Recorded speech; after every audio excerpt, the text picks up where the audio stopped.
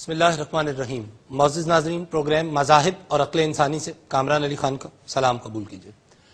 ناظرین، ہم اپنے اس پروگرام میں ڈسکس کرتے ہیں معلومات کو، وہ معلومات جن کے حصول کے ہمارے پاس دو ذرائع ہیں: ہمارے مذاہب اور انسان کی برس ہا برس کی جستجو اور تحقیق، جس نے اس کو آج تاریخ میں ایک ایسے مقام پہ لا کے کھڑا کر دیا ہے کہ اب وہ چیزوں کو، کانسیپٹس کو، نظریات کو، فلسفیز کو اپنی آج کی ماڈرن سائنسز سے، اپنی آج کی عقل سے ایکسپلور کرنے کے کسی نہ کسی حد تک قابل ہو گیا ہے.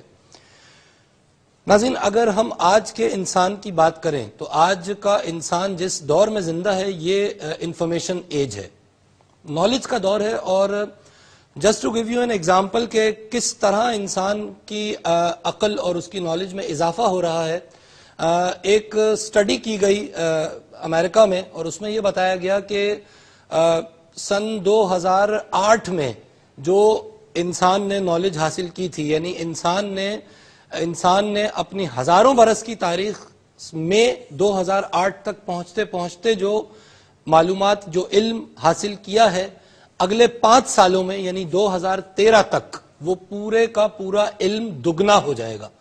So this is actually the quantum of knowledge. اور اس سپیڈ سے انسان کا علم، انسان کا شعور، انسان کی عقل محو پرواز ہے. اور اس کی لمٹ کیا ہے یہ تو ہمارا موضوع گفتگو نہیں ہے، لیکن ہم یہ ضرور جانتے ہیں کہ انسان آج اپنی ظاہری ترقی کی معراج پر پہنچتے ہوئے ایک بنیادی سوال کی طرف واپس چلا گیا، اور وہ بنیادی سوال یہ ہے کہ اس انسان کی حقیقت کیا ہے.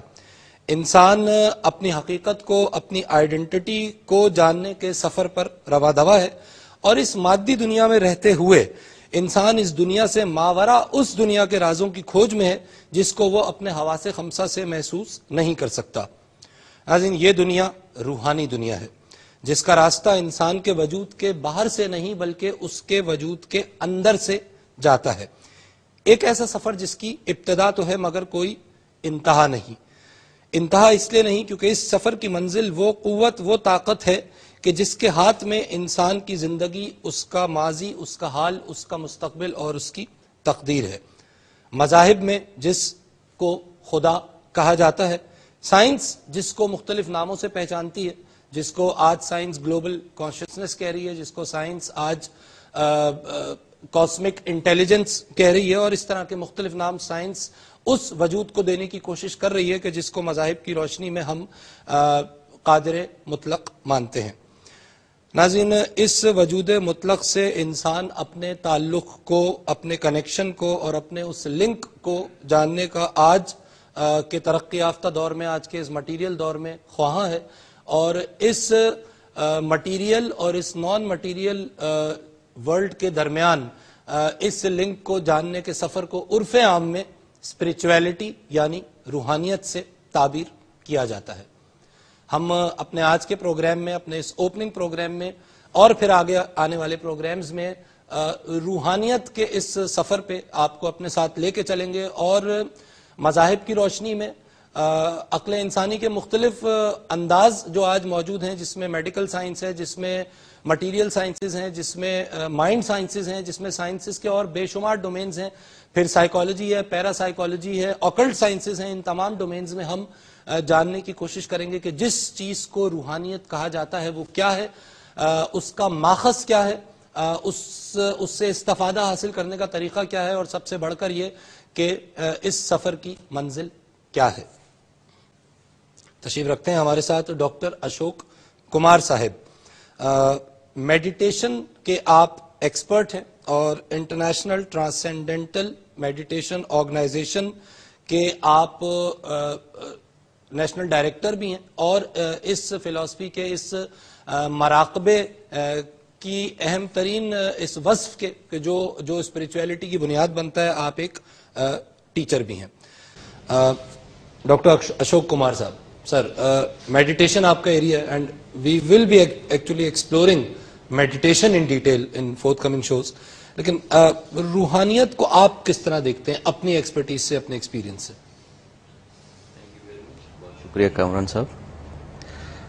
ایکچولی جیسے سب دوستوں نے اس کو ڈیفائن کرنے کی کوشش کی، روحانیت کو ڈیفائن کرنا ایسے جیسے ہم ساگر کو گاگر میں بھر لیں.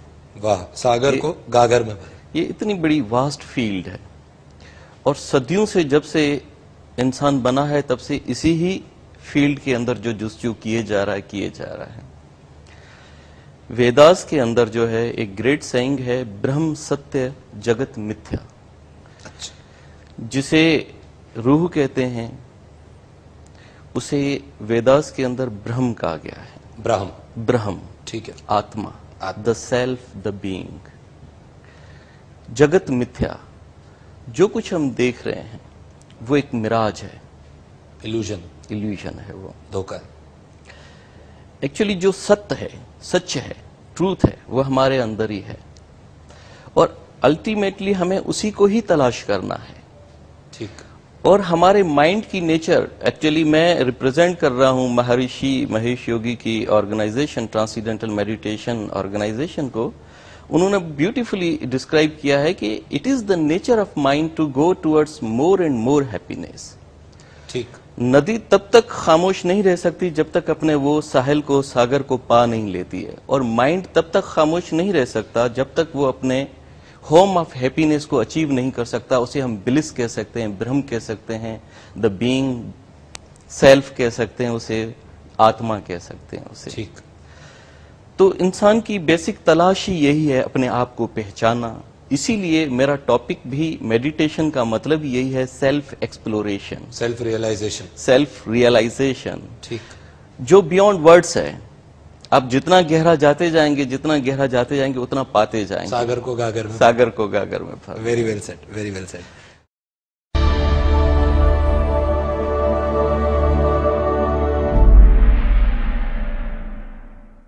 خوش آمدید ناظرین، آپ پروگرام دیکھ رہے ہیں مذاہب اور عقل انسانی، اور ہم آج اپنے پروگرامز کے سفر میں آگے بڑھتے ہوئے روحانیت کے ٹاپک کو ایکسپلور کر رہے ہیں، اور اپنے اس پہلے پروگرام میں روحانیت کے حوالے سے ایک اوپننگ آرگیومنٹ اسٹیبلش کر رہے ہیں.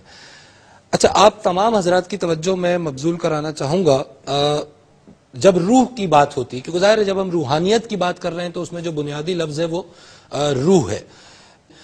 ناظرین، قرآن میں کئی جگہوں پر جب روح کا ذکر ہوا ہے تو وہ کچھ اس انداز میں ہوا ہے کہ اللہ رب العزت نے، سمری میں پیش کر رہا ہوں کہ اللہ رب العزت نے آدم علیہ السلام کو بنایا، اور حضرت آدم کو بنانے کے بعد جن کی تخلیق مٹی سے کی گئی، جس کو کرسچینٹی بھی مان رہی ہے، جس کو تمام مذاہب کم و بیش اس حقیقت کو اسی طرح تسلیم کرتے ہیں، اور اس کے بعد اللہ نے اس پتلے میں، اس جسد خاکی میں جس نے ابھی سانس نہیں لیا تھا، اس میں اپنی روح پھونکی. یہ اپنی روح کا لفظ قرآن پاک میں 3 جگہوں پہ جو میں نے مارک کیے ہیں وہ یوز ہوا ہے. آپ ریفرنس کے لیے اس کو دیکھ سکتے ہیں. سورہ سجدہ، قرآن کی 32 سورہ، آیت 7 سے 11 میں یہ پوری ڈیٹیل ہے، اور اس میں پھر اللہ نے اپنی روح پھونکنے کا تذکرہ کیا ہے. اس کے بعد سورہ بنی اسرائیل، قرآن کی 17 سورہ، اس کی آیت 85 میں اللہ رب العزت نے جب روح کے حوالے سے سوال کیا گیا تو اس کو امر ربی کہا. اس کے بعد دوبارہ سورہ سواد میں، قرآن کی 38ویں سورہ، 38 سورہ آف قرآن، آیت 71 to 76 میں یہ پورا تخلیق آدم کا پروسیس ہے، اور اس میں بھی اللہ رب العزت نے کہا ہے کہ فرشتوں سے کہ جب میں اس میں اپنی روح پھونک دوں تو تم سب اس کے سامنے سجدے میں گر پڑنا، یعنی حضرت آدم علیہ السلام کے سامنے. اس کے علاوہ سورہ ہجر، قرآن کی 15 سورہ، آیت 28 اور 29 میں بھی اسی اپنی روح کا دوبارہ ذکر کیا گیا ہے. ڈاکٹر اشوک کمار صاحب کی طرف جانا چاہوں گا. سر، ٹھیک ہے، یہ ذرا بہت ہم نے اس کو اس اینگل سے اگر ہم اور آگے جاتے ہیں تو بیسکلی کیونکہ اس سے زیادہ ہمیں پتہ نہیں ہے، this is the limit of our knowledge. آپ روحانیت کو جسمانیت سے جدا دیکھتے ہیں، یا آپ سمجھتے ہیں کہ ان دونوں کا ایک لنک ہے اور اس لنک کے ذریعے کچھ کیا جا سکتا ہے اس دنیا میں؟ بالکل کامران صاحب، ایکچولی کانشیسنیس اور فزیولوجی کا انٹیمیٹ کو ریلیشن شپ ہے. صحیح. Science of being and art of living کے اندر مہارشی جی نے بڑا اس کو زبردست ایکسپلین کیا ہے کہ واٹ ایور ویئر ایور، جہاں کہیں بھی ہم دیکھتے ہیں، دس is the display of intelligence, یعنی کہ ایبسولوٹ انٹیلیجنس، وچ از unmanifest, invisible. اور یہی ایبسولوٹ انویزیبل انٹیلیجنس اپنے آپ کو مینیفیسٹ کر رہی ہے in the form of physiology. In the form of physiology. تو ہم کس طریقے سے فزیولوجی سے اس چیز کو ہم الگ کر سکتے ہیں؟ کیونکہ جسمانیت نہ ہوتی تو روحانیت بھی نہ ہوتی. اور بھگوت گیتا کا میں ایک یہاں پر جو ہے بتاؤں گا ورس جو لارڈ کرشنا اس کے اندر کہہ رہے ہیں کہ میں پرماتما ایبسولوٹ پریزنٹ ہوں ہر ایک جیو کے اندر ان دا فارم آف آتما, ان دا فارم آف سول. صحیح. کہ ہر کسی کے اندر میں پرماتما آتم روپ سے ویاپک ہوں اس کے اندر. اور یہ جو باڈی ہے یہ تو 5 ایلیمنٹس کی بنی ہوئی ہے یہ, اور اس کے اندر وہ خود آ کے بیٹھ گیا ہے.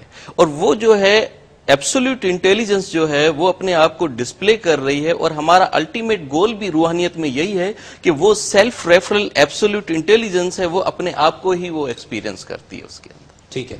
اور بڑا اہم نقطہ ہے ڈاکٹر صاحب, کیونکہ وقت بالکل ختم ہو رہا ہے. ناظرین, اپنے اس اوپننگ پروگرام میں ہم نے روحانیت کے حوالے سے پرائمریلی کچھ آرگومنٹس یہاں پہ سنے.